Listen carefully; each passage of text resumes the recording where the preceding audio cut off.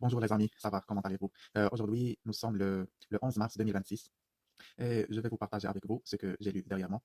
En fait, j'ai fait un défi et j'ai fait un défi en lisant plusieurs bouquins en un mois ou un mois et demi à peu près. Et maintenant, je vais vous présenter ce que j'ai lu dans ce laps de temps. Premièrement, je vous présente cette revue Science et Vie, l'affaire du gaz dans le cerveau.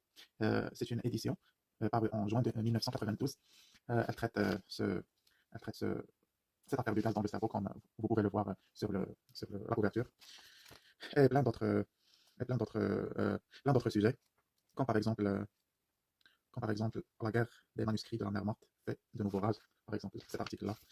Et puis il y a Sonnet de Rio, l'enfer pavé de bonnes intentions sur les problèmes de la pollution, etc. Le deuxième livre, c'est une autre revue de la même, euh, c'est une même revue, c'est Science et Vie, c'est une hors-série de septembre 2003. Elle traite enquête art technique de la Gaule romaine. Elle, Cette revue traite le sujet de l'histoire des Romains, etc., et des Gaulois, c'est-à-dire leur civilisation et leur mode de vie. Et comme vous savez tous, les Romains, c'est une ancienne dynastie. Cette revue a traité l'architecture euh, de l'époque et les termes, comme on dit, ou les hammams, qui ont été construites à Rome, etc., que les Romains ont construit. Et ils ont même traité dans cette revue comment ils travaillent pour construire des maisons, pour construire des chemins ou établir des chemins, etc. Vraiment, c'est une revue intéressante. Et je vous conseille de lire ces revues qui sont hors série. Ces hors séries ont vraiment on peut en bénéficier beaucoup par ce qu'ils traitent un seul sujet. Ils s'approfondissent sur un seul sujet. Et c'est vraiment génial. La troisième revue, également Science et Vie. Euh, et ici, c'est une science et vie, c'est une science et vie d'une variété de sujets, comme vous pouvez le voir ici, exclusif, révélation sur l'homme, c'est-à-dire comment l'homme naît et comment on peut le voir dans le ventre de sa mère, etc. Oui, cette revue a, a traité beaucoup de thématiques, comme par exemple plante, cette plante défie les lois de l'hérédité, comme vous pouvez le voir. Et cette revue traite l'hérédité, des sujets comme le sport, etc., les pathologies. Vraiment, c'est une merveilleuse revue et j'ai profité le maximum en la lisant et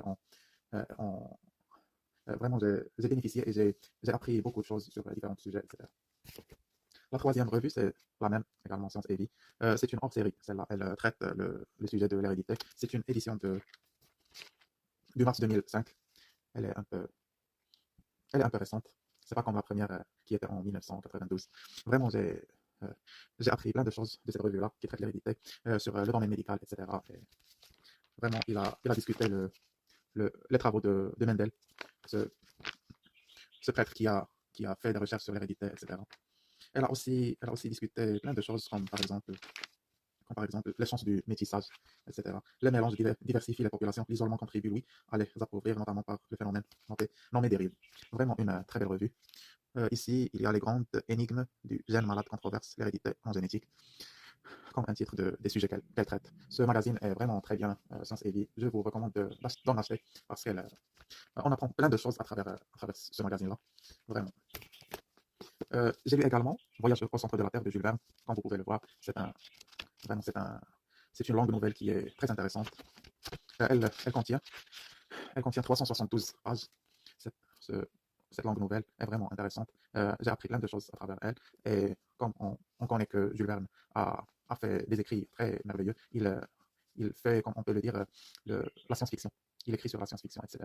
Euh, Son sujet était sur un professeur, c'est-à-dire un savant, qui s'appelle Monsieur Lidenbrock, avec son neveu Axel, et accompagné par un guide qui s'appelle Hans, un Islandais. Ils sont allés vers l'Islande où ils, ils pénétrèrent par le cratère d'une montagne pour pénétrer au fond de la Terre. C'est une très belle histoire.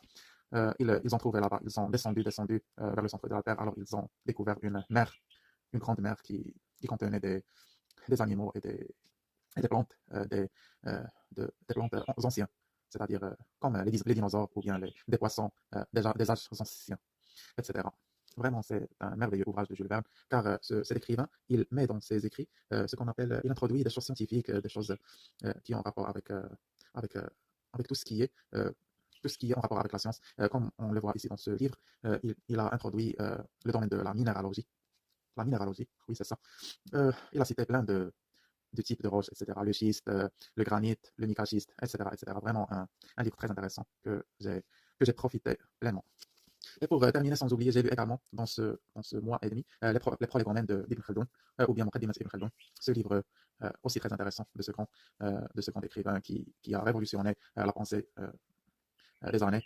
Il se localise dans les temps, c'est-à-dire la fin du Moyen Âge. Oui, Ibn Khaldun. La fin du Moyen Âge, c'est lors du déclin de la civilisation musulmane, etc. Et de la civilisation aussi andalouse, etc. Vraiment, Ibn Khaldun, un intellectuel euh, qui a vraiment fait, qui a donné beaucoup de maximes et d'idées.